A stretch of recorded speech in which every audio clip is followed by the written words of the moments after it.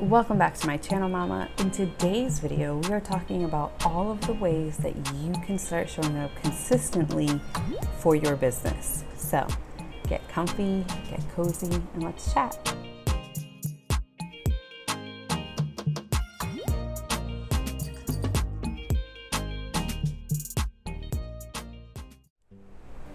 I'm really excited to dive into this topic because I know that it needs to be talked about.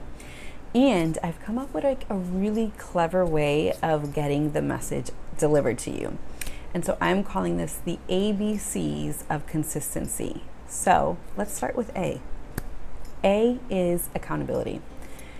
Basically, you need a way to hold yourself accountable to showing up consistently in your business, whether that is a person, whether it is a support group, whether it is you holding yourself to a standard, like whatever it is, you need a way to infuse accountability into showing up consistently. So again, it can be joining a group of like-minded individuals, right? In this case, homeschooling mamas in business. Where can you get support from others who are doing the same thing as you?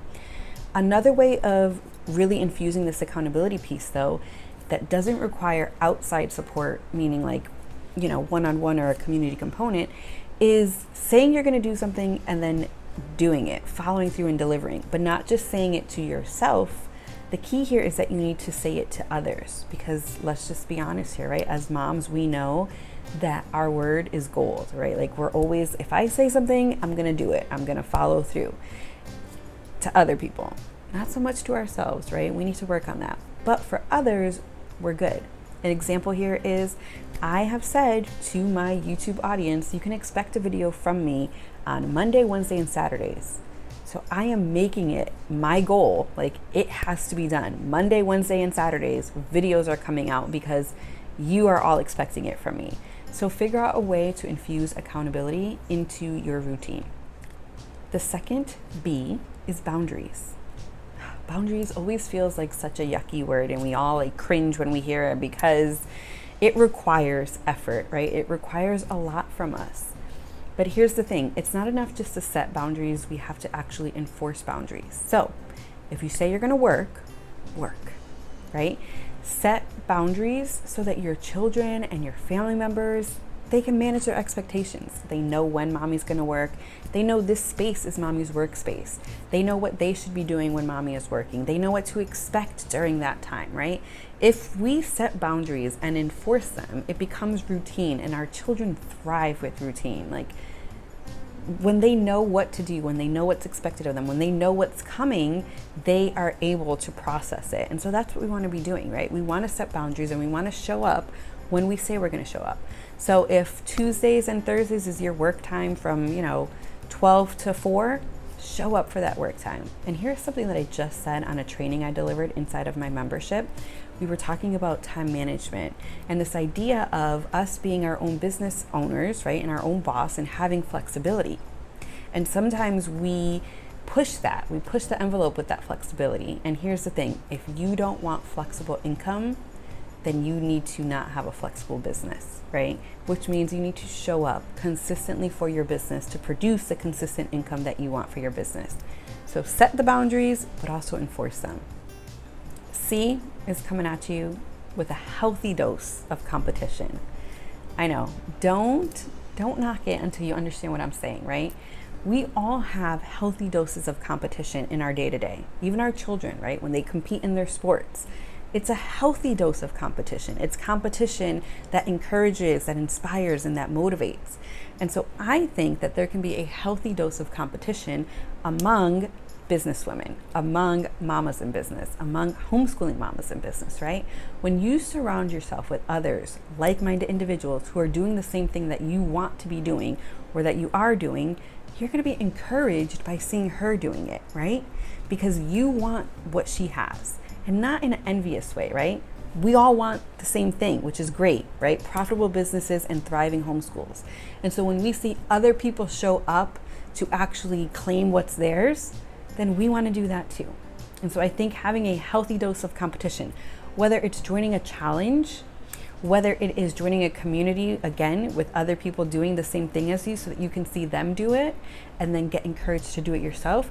And also to see that it can be easier than you think, right? Because if they're doing it, then why can't I do it? Let me figure out a way that I can do it for myself. So a healthy dose of competition will go a long way. D, we have determination. What are you actually determined to achieve, right? Let's start there.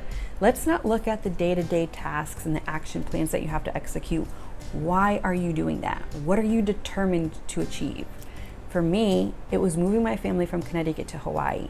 And once I set that as my goal, I was determined to achieve that. I was able to shift gears. And instead of just building a side hustle or having this business as my back burner business and going all in on my law firm, I was able to say, okay, this is the business that is going to help me and my family move to Hawaii. This is my focus. This is where I'm going all in on. So figure out what is it that you are determined to achieve for yourself, for your children, for your families. Figure that out, because that is going to be the thing that motivates you and that propels you forward to take action and to show up consistently.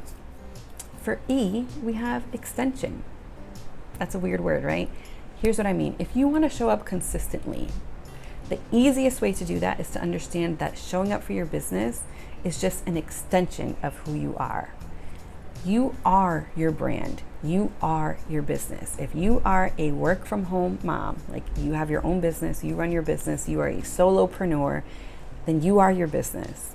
And so understanding that will make it a lot easier for you to show up, because it's not you having to put on a face. It's not you having to get into your role. It's just you. And when you start showing up as you and showing your audience who you are, why they want to work with you, why they want to buy from you, if you start being an extension, if you start treating your business as an extension of yourself, I am my business is me, you're going to be able to show up with ease, with confidence, and with consistency. For F, we have focus, right? Figure out what you are focused on, right? And this is a little bit more than that determination, right? But what is it that you're focused on creating, right? What is it that you are focused on channeling your energy into? So maybe it is launching a particular program or offer or product right now, right? What are your current goals? Where does your focus lie?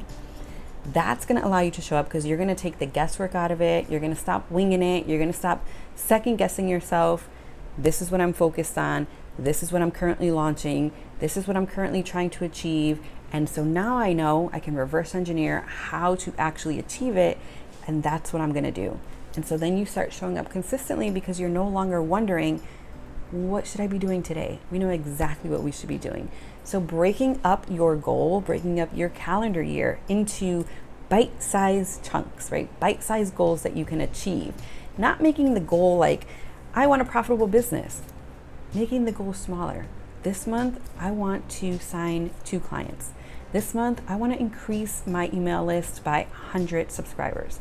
This month, figure out what you are focused in on so you can reverse engineer the actions that are required to achieve it, so then you know how to show up consistently to achieve that goal.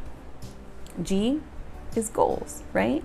So yes, we want to focus in on goals, but G is making the goals, right? And again, we want to be creating goals that are achievable, because here's what happens. Our brain, right? Our mindset gets a boost when we achieve a goal, right? We're like, yes, I achieved it.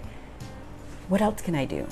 So when we make our goals bite-sized, manageable, when we make them goals that we can actually achieve instead of this like big, I want $1 million business. Well, you're not going to achieve that this month, this year, right? So what can you achieve in a short span of time so that you give your brain and you give your mindset that boost, that momentum that they need to want to continue on to the next one? I've already done this. Now let me go to the next part. And then I've done that, and now I know I can do even bigger and better. Breaking up your goals into bite-sized chunks is going to allow you to continue showing up. You're not going to feel deflated. You're not going to feel like this is too much and overwhelming. You're going to feel like you're right on track, and that's going to propel you forward. And the last one, this might be a hard pill to swallow. H is for help. Ask for help. help is going to allow you to show up consistently, whether it is help in motherhood or help in business or both, right? Asking for help so that you can work on your business consistently. So setting those boundaries, right? Where your work time is from 12 to 4. Can you ask for help with your children so that they are not just occupied, but so that they are engaged and having fun, right?